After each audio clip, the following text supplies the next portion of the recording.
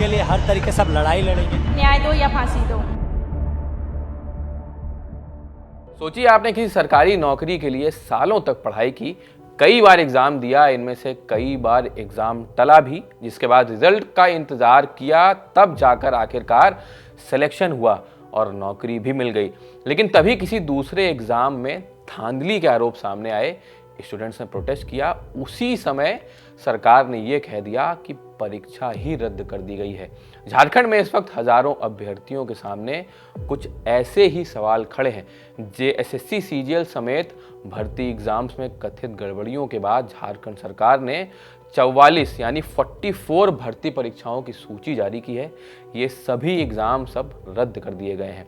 इनमें जेपीएससी और जेएसएससी से जुड़े कई एग्जाम शामिल हैं और मामला सिर्फ एक परीक्षा का नहीं है, इसकी जड़ें साल 2013-14 तक जाती हैं। सरकार के इस फैसले ने एक तरफ उन छात्रों को राहत दी है जो लंबे समय से पिछले महीने एग्जाम्स में गड़बड़ी का आरोप लगाकर आंदोलन कर रहे थे, लेकिन दूसरी तरफ जिन कैंडिडेट्स ने इन्हीं एग्जाम्स को पास करके नौकरी हासिल की थी, उनके सामने अब नौकरी बचाने का सवाल है। तो आखिर ये पूरा मामला क्या है? टीडीपीएल नाम की बला क्या है? 44 एग्जाम तक बात कैसे पहुंची? और सबसे बड़ा सवाल, क्या सिर्फ परीक्षा रद्द करने से झारखंड के युवाओं की समस्या खत्म हो जाएगी? इस पूरे मामले को समझने के लिए हमें थोड़ा पीछे जाना होगा। झारखंड सरकार के मुताबिक भर्ती परीक्षाओं में गड़बड़ियों से जुड़ी शिकायतों और जांच के सामने आने के बाद जो फैक्ट्स आए थे, उसके बाद कार्रवाई की गई। सरकार ने अब 44 भर्ती परीक्षाओं की सूची जारी की है। इनमें अलग अलग विभागों की नौकरियों से जुड़ी परीक्षाएं हैं, मसलन ड्रग इंस्पेक्टर की post, assistant professor, deputy collector, dental doctor, assistant engineer, civil जज, additional public prosecutor, forest range officer और इनके अलावा कई एडमिनिस्ट्रेटिव और टेक्निकल पोजीशन। यानी मामला सिर्फ एक तरह की सरकारी नौकरी तक सीमित नहीं है। क्लर्क से लेकर अफसर तक, शिक्षा से लेकर स्वास्थ्य तक, कानून से लेकर वन विभाग तक, कई तरह की भर्तियां इस विवाद की चपेट में आ गई हैं। अब आते हैं टीडीपीएल पर। इस पूरी कहानी में एक नाम जो टीडीपीएल का है वो बार बार सामने आता है। टीडीपीएल यानी TSR data processing private limited. ये रिपोर्ट्स के मुताबिक ये एक प्राइवेट एजेंसी है जो झारखंड की कई जो भर्ती परीक्षाएं हैं उन्हें कंडक्ट करा चुकी है। इंडिया टुडे की रिपोर्ट के मुताबिक टीडीपीएल की भूमिका 15 बड़े यानी जो मेजर एग्जाम्स थे राज्य के उनको कंडक्ट कराने की थी। इसमें 10 जेपीएससी और 5 जेएसएससी के एग्जाम शामिल है। इन एग्जाम्स में लगभग 7000 एडवर्टाइज वैकेंसी थी। यानी जब नोटिफिकेशन आया था, सारे जो एग्जाम्स हैं, तो अगर उनकी वैकेंसी को टोटल करेंगे तो लगभग 7000 हैं। अगर आप इसे सिर्फ जेएसएससी सीजीएल की कहानी समझेंगे तो पूरी तस्वीर आपके दिमाग में क्लियर नहीं होगी, क्योंकि विवाद का दायरा इससे कहीं ज़्यादा बड़ा है। अब आते हैं उस परीक्षा पर जिसने पूरे विवाद को चर्चा में ला दिया। जेएसएससी कंबाइंड ग्रेजुएट लेवल यानी जेएसएससी सीजीएल का जो एग्ज़ाम था, इंडिया टुडे की रिपोर्ट के मुताबिक इस भर्ती में कुल 2025 वैकेंसीज आई थी। इसमें सबसे ज़्यादा पद असिस्टेंट ब्रांच ऑफिसर के थे।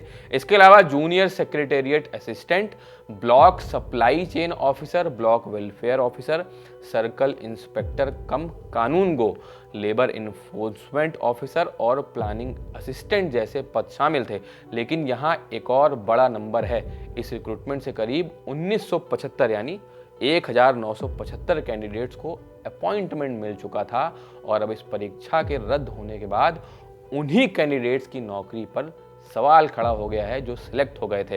यानी एक तरफ वो छात्र हैं जो कह रहे हैं अगर परीक्षा में गड़बड़ी हुई है तो इसे रद्द किया जाना चाहिए, वहीं दूसरी तरफ वो कैंडिडेट्स भी हैं जो कह रहे हैं हमने पेपर पास किया, हमें नौकरी मिली, इसमें हमारी गलती क्या थी। सुनिए एक सिलेक्टेड कैंडिडेट ने क्या कहा। जी, मेरा नाम चंदा कुमारी है। मैं जेएसए के पद पे मंत्रिमंडल सचिवालय निगरानी विभाग में कार्यरत थी। देखिए, हमारे स्लोगन से पता चल रहा होगा, न्याय दो या फांसी दो। सरकार की जो अचानक घोषणा आई, जिसकी जरा सा भी उम्मीद नहीं थी कि सरकार हमारे साथ ऐसा करेगी।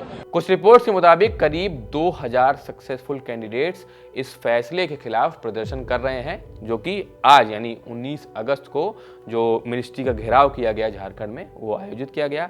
और यहीं से इस मामले की सबसे बड़ी विडंबना सामने आती है। जिस कैंसलेशन की मांग कुछ छात्र आंदोलन में जो उनकी सबसे बड़ी मांग थी, उसी कैंसलेशन के बाद दूसरे कैंडिडेट्स नौकरी बचाने के लिए सड़क पर उतर आए हैं। अब जेपीएससी की बात भी कर लेते हैं, क्योंकि ये भी एक बहुत बड़ी ऑर्गेनाइजेशन है राज्य सरकार की। यह मामला और भी महत्वपूर्ण हो जाता है क्योंकि जेपीएससी के जरिए राज्य की कई सीनियर लेवल गवर्नमेंट पोस्ट पर भर्ती होती है।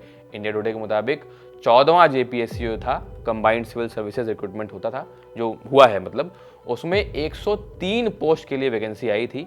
इसमें 28 डिप्टी कलेक्टर जो आईएएस लेवल की, मतलब ये लोग प्रमोट होकर बाद में आईएएस बनते हैं, लेकिन राज्य के लेवल पर वो बड़ी एडमिनिस्ट्रेटिव पोस्ट है। इसके अलावा 42 डीएसपी जो डिप्टी सुपरिटेंडेंट ऑफ पुलिस हैं, इनके पद शामिल थे। इसके अलावा टीडीपीएल से जुड़े दूसरे रिक्रूटमेंट जो प्रोसेस थे, उसमें 138 सिविल जज की पोस्ट, 160 असिस्टेंट पब्लिक प्रोसिक्यूटर की फोर्स, 170 फॉरेस्ट रेंज ऑफिसर्स की पोस्ट और 78 असिस्टेंट कंजर्वेटर ऑफ फॉरेस्ट की पोस्ट शामिल थी। मतलब इन सारी पदों पर भर्तियां हुई थी। यानी सवाल सिर्फ हजारों युवाओं की सरकारी नौकरी का नहीं है, सवाल ये भी है कि राज्य में सीनियर एडमिनिस्ट्रेटिव और प्रोफेशनल पोस्ट के जो रिक्रूटमेंट प्रोसेस है, उस पर लोगों को कितना भरोसा उनका बचा है। यहाँ ये भी जानना जरूरी है कि ये मामला 2014 से क्यों जोड़ा जा रहा है।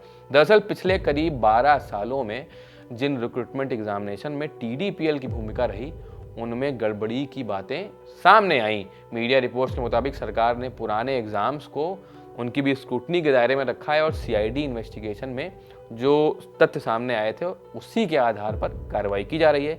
यही वजह है कि इस पूरे मामले को अब झारखंड के रिक्रूटमेंट कंट्रोवर्सी नहीं, बल्कि 12 साल के रिक्रूटमेंट सिस्टम की क्रेडिबिलिटी से जोड़कर देखा जा रहा है। अब इस पूरी कहानी में 3 सबसे बड़े सवाल हैं। पहला, जिन एग्जाम्स को रद्द किया गया, उनकी जगह नया एग्जाम कब कराया जाएगा, ये भी आने वाले समय में पता लगेगा, क्योंकि 44 परीक्षाएं रद्द करी है सरकार ने, तो वो धीमे धीमे एक प्रोसेस फॉलो करना होगा। क्योंकि परीक्षा रद्द करना आसान हिस्सा है, लेकिन एग्ज़ाम कराना और वो भी हज़ारों वैकेंसीज़ के लिए फ्रेश रिक्रूटमेंट कराना, ये इतना इजी नहीं है।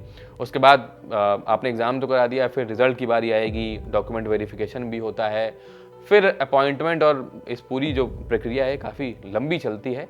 और इसी वजह से इंडिया में या कई सारे राज्यों में सालों से वैकेंसी लटकी रहती हैं। और कई कैंडिडेट्स के लिए एज लिमिट भी एक बड़ा सवाल बन सकती है।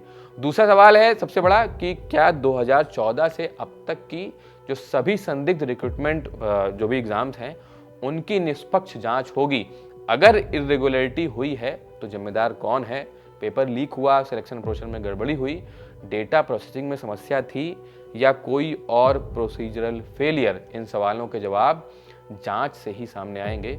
और तीसरा और सबसे संवेदनशील सवाल जो है, चंदा कुमारी जैसे कैंडिडेट्स की नियुक्ति हो चुकी है, उनका क्या होगा? मान लीजिए किसी कैंडिडेट ने पूरी मेहनत से परीक्षा पास की, मतलब ठीक है आपने कह दिया या ऐसा आया कि इस एग्ज़ाम में कुछ धांधली हुई है, लेकिन वो सारे कैंडिडेट्स ने नहीं करी है। कुछ क्या कई कैंडिडेट्स ऐसे होंगे जिन्होंने असल में मेहनत करके पेपर पास किया होगा, उसके बाद उनका डॉक्यूमेंट वेरिफिकेशन हुआ होगा, उसके बाद उनको अपॉइंटमेंट लेटर मिला होगा, और शायद कईयों ने तो नौकरी भी ज्वाइन कर ली होगी। अब अगर बाद में पूरी परीक्षा रद्द होती है तो क्या उस कैंडिडेट को दोषी माना जाएगा? यही वजह है कि सिलेक्टेड कैंडिडेट्स अब अपने भविष्य को लेकर प्रदर्शन पर उतर आए हैं। इस पूरी कहानी को सिर्फ एक सरकारी भर्ती विवाद के तौर पर देखना शायद सही नहीं होगा, क्योंकि कॉम्पिटिटिव एग्जाम की तैयारी सिर्फ एक कैंडिडेट नहीं करता, उसके साथ पूरा परिवार इंतजार करता है। कई साल निकल जाते हैं, एक एग्ज़ाम के लिए उम्र का एक बड़ा हिस्सा निकल जाता है, और जब रिक्रूटमेंट प्रोसेस बार बार विवादों में फंसता है तो नुकसान सिर्फ उस साल का नहीं होता, उस कैंडिडेट का नहीं होता, कैंडिडेट ओवर एज हो जाता है, दूसरी वैकेंसीज के लिए उसकी एलिजिबिलिटी भी खत्म हो सकती है, और सबसे बड़ी चीज़, सिस्टम से भरोसा टूटता है। असली परीक्षा सरकार की है, वो कैसे इस पूरे रायते को समेटेगी। इस पूरे मामले पर आपका क्या सोचना है? अगर आप जेपीएससी या जेसी कैंडिडेट हैं तो जो भी सरकार फैसला ले रही है उस पर आपका क्या सोचना है, आप कमेंट मिल के बताइए। इस वीडियो में फिलहाल इतना ही, धन्यवाद।